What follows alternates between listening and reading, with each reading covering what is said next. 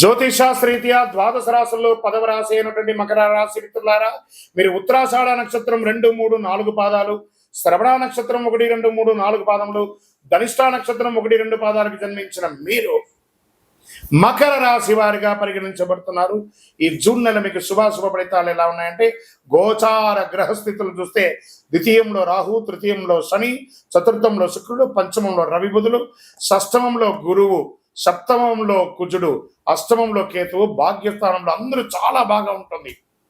ఈ నెల మీకు నల్లేరుపై నడకే చాలా బాగుంటుంది. సద్వినియోగం చేసుకోండి. పార్ట్ టైం ఇన్కమ్ కూడా వచ్చే అవకాశాలు ఉన్నాయి. జాక్పాట్ నెల. ఈ మాసంలో ఉద్యోగంలో పై అధికారులు గుర్తిస్తారు. ప్రమోషన్ల అవకాశాలు ఉన్నాయి. ఉద్యోగ ఉన్నతి, నూతన బాధ్యతలు లభిస్తాయి. వ్యాపారదారులు ఆశించిన స్థాయిలో లాభాలు గణనీయంగా పురోగతి సాధిస్తారు. జూదం లేదా లాటరీ ద్వారా కూడా, స్పెక్యులేషన్ ద్వారా కూడా అవకాశాలు ఉన్నాయి. జూదం అంటే అడ్డమైన ఇల్లీగల్ జూదం కాదు, షేర్ మార్కెట్ ద్వారా, లాంగ్ టైం ద్వారా అని చెప్పచ్చు. దాని స్పెక్యులేషన్ ని తెలుగులో జూదం అన్నారు అంతే.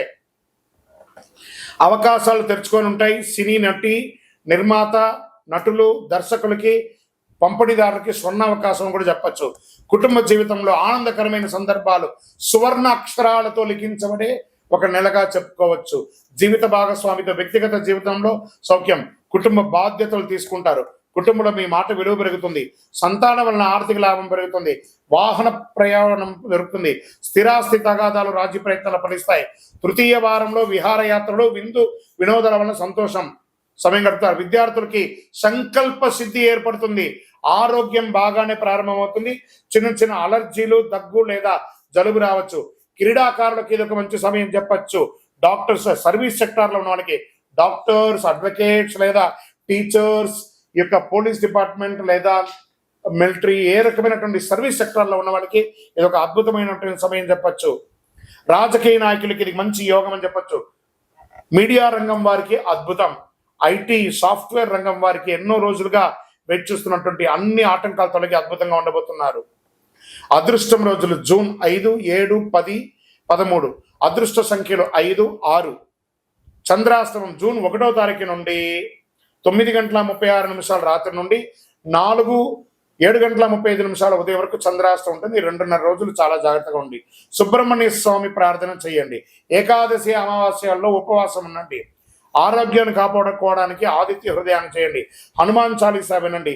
మీ ఇంటి ఇలవేలుపుకి మీ వయసు సంఖ్య ఎంత ఉందో అన్ని దీపాలు వెలిగించండి. 48 రోజులు పూజ చేసినటువంటి అతి శక్తివంతమైనటువంటి కరుంగాళి మాలను ధరించండి. ఆరోగ్యంగా ఉండండి, ఐశ్వర్యంగా ఉండండి, విజయంగా ఉండండి.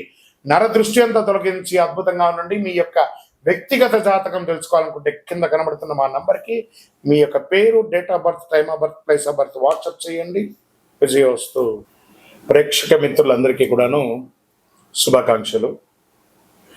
చాలా మందికి ఈ మధ్య కొన్ని అపోహలు ఉన్నాయి. ఈ గ్రహాలు మారడంతో ఏమో అయిపోతుంది అని చెప్పి దాన్ని ఎక్స్ట్రోజల్గా కొంత చెప్పడంతో భయపడుతూ కొంతమంది మాకు కాల్ చేస్తున్నారు. ఏమంటే ఇది ఈ సంవత్సరం మాత్రం కొత్తగా మారట్లేదండి గ్రహాలు. ఈ యుగం పుట్టినప్పటి నుంచి ఇంకా యుగం అంతరించేంత వరకు గ్రహాలు మారుతూ ఉంటాయి. సుమారుగా ఒక ఉదాహరణకి ఎక్కువ శాతం నాకు కాల్సి వచ్చింది సింహరాశి నుంచే వచ్చింది అనుకుందాం. ఒక ఉదాహరణకి అది అష్టమ శనిగా అయితే ఏమేమో అయిపోతుంది, విడాకులు వచ్చేస్తుందట, విడిపోతారట, అకాల మరణాలట, యాక్సిడెంట్లట అని. ఇదేంది గురుగారు మాకు భయం వేస్తుంది ఏంటంటే, ఒకటి గుర్తుపెట్టుకోండి, 140 కోట్ల మంది భారతీయులు ఉన్నారు. ప్రపంచమంతా అక్కడ కొన్ని కోట్ల మంది ఉన్నారు. అందులో నుంచి మనం బైఫర్కేట్ తీసుకుంటే ఒక్కొక్క రాశి వారు 20 కోట్ల 30 కోట్ల మంది ఉన్నారు అనుకున్నాం. ఇది గోచార గ్రహస్థితియే. గోచారం అంటే మీకు చిన్న ఉదాహరణ చెప్తాను చూడండి. ఈ భాగ్యనగరం ఎత్తుకుంటాం. ఈ భాగ్యనగరంలో ఈరోజు ఈ ఆఫీసు ఇది, ఇందులో మనం ఇంతమంది ఉన్నాం. ఇంతమందిలో ఒకరికే ఉంటుంది. సో ఆ ఒకరిని పెట్టుకుని మొత్తం ప్రపంచం అంతా వచ్చేసిందని ఎప్పుడు కూడా ఊహించుకోవద్దు. మళ్ళీ చెప్తున్నాను, గోచార గ్రహస్థితి ద్వారా వచ్చేది మీ వ్యక్తిగత జీవితానికి ఒక 20-30% మాత్రమే. మీ వ్యక్తిగత జాతకంలో మీ date of birth, time of birth, లగ్నాన్ని బట్టి మీ పూర్తి జాతకం వస్తుంది. కాబట్టి అన్నీ చూసేసి, కనబడ్డ ప్రతిదీ చూసేసి ప్యానిక్ అయ్యి మీరు ఇబ్బంది పడడం అవతలను కూడా ఇబ్బంది పెట్టడం తప్పు. కాబట్టి దయచేసి మిమ్మల్ని మీరు ధైర్యంగా ఉంచుకోండి. ఏ గ్రహాలు కూడా మనల్ని ట్యూన్ చేసేది కానీ మనల్ని నాశనం చేయదు. గ్రహాలన్నీ అనుగ్రహం చేయడానికే కానీ ఇబ్బంది పెట్టడానికి కాదు, మనల్ని ట్యూన్ చేయడానికి కోసం మాత్రమే. నమస్కారం. జాతకం అంటే ప్రతి ఒక్కరికి కూడా ఒక భయం. ఈ నెల నాకు ఎలా ఉంటుంది, వ్యాపారం ఎలా ఉంటుంది, ఉద్యోగం ఎలా ఉంటుంది, ఆర్థికంగా ఎలా ఉంటానని ఒక భయం ఉంటుంది. దాన్ని తీసేయడం కోసమే ఈ యొక్క నెలవారీ గోచార గ్రహస్థితులు.